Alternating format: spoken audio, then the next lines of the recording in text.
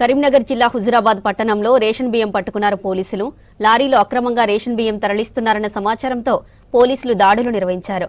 290 క్వింటాల రేషన్ బియ్యాన్ని లారీని స్వాధీనం చేసుకుని పోలీస్ స్టేషన్కు తరలించారు. కేసు నమోదు చేసి రేషన్ బియ్యాన్ని సివిల్ సప్లై అధికారులకు అప్పగించనున్నారు పోలీసులు.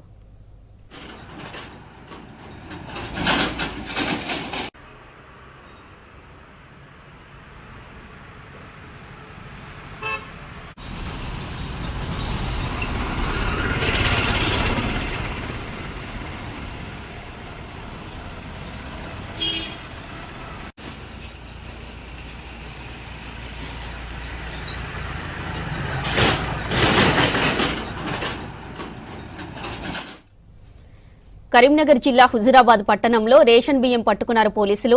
లారీలో అక్రమంగా రేషన్ బియ్యం తరలిస్తున్నారన్న సమాచారంతో పోలీసులు దాడులు నిర్వహించారు.